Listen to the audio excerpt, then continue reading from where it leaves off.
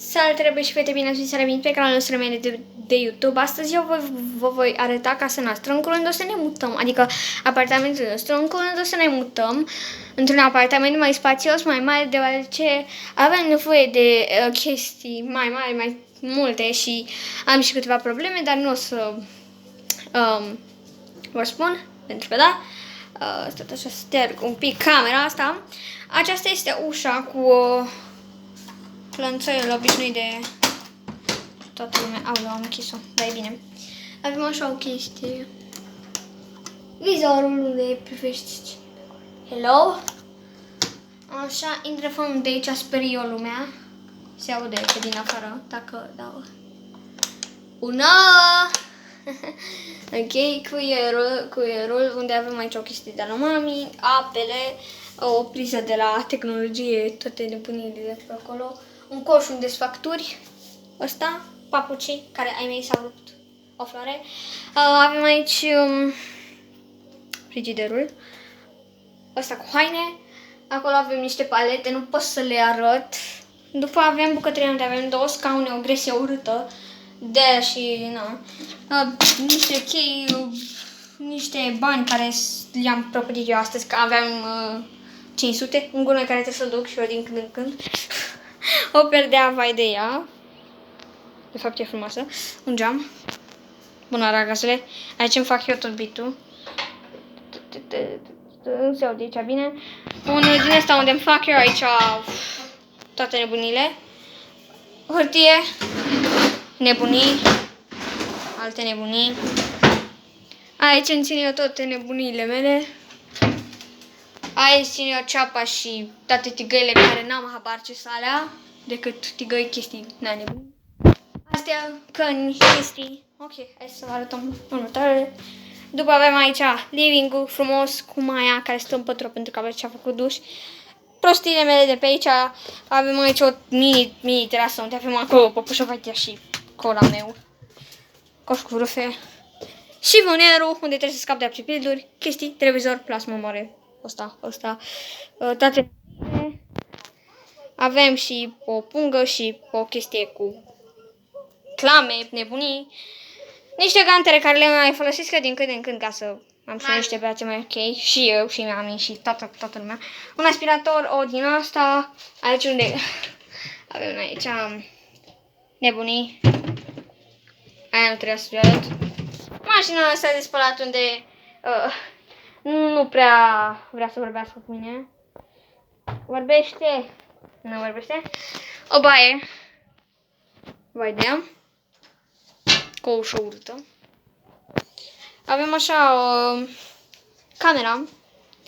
Bă, ce s-a pățit la pat? Așa. Na, una băgată pat, una băgată eu.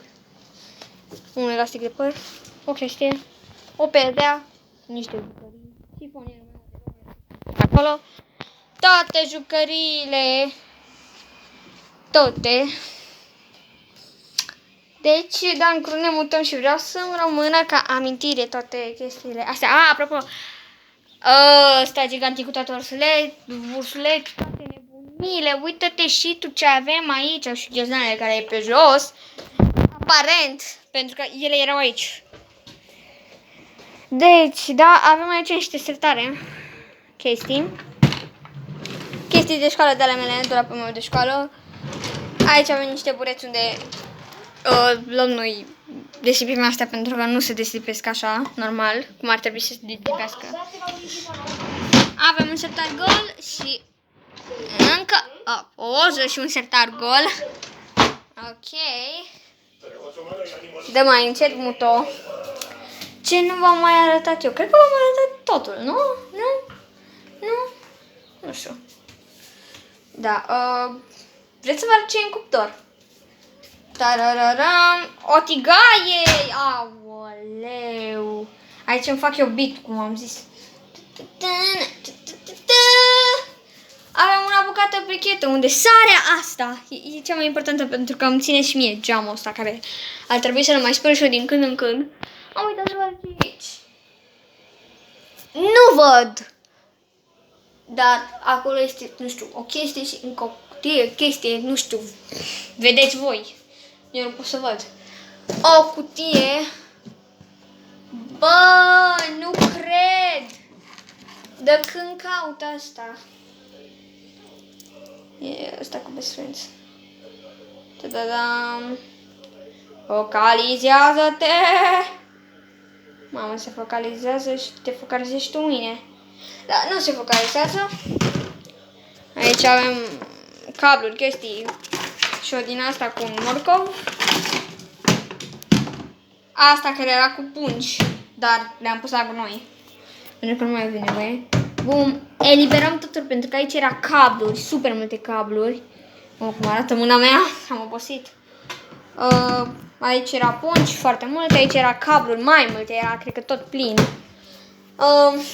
Oglindă, n-a băgat o oglindă bună, fraților. Abonați-vă la canalul meu de YouTube! Așa acolo avem niște facturi, cum am arătat. Un televizor care nu l-am folosit pentru că era de aici, dar era o vechitură pentru că noi nu folosim așa ceva. Noi folosim plasmă, alo! Și televizorul ăla care este împachetat cu un prosop ca să nu se vadă, era aici pe un așezător de televizor. Dar am pus chestiile astea. Și frumusețele astea care le-a făcut sora mea din hârtie, nu se vede. Ok. Nu știu ce să mai vă arăt. Hai să vă arăt ce e în baie. Mai multe chestii. Așa, deci WC-ul, toaleta, cum zic eu, hârtie igienică, niște chestii. Un din asta așa să văd eu prima oară ce e aici. Măști. Am crezut că e tot hârtie igienică. Da. Coșul de gunoi. Bună, prietene. Da, e foame din când în când. Un săpun vai de el. Periuțe de dinți al lui mami, care e asta a mea, asta care e velia și asta e asta mea. Pasta de dinți a mea și a lui mami și asta e a mea care se terminat.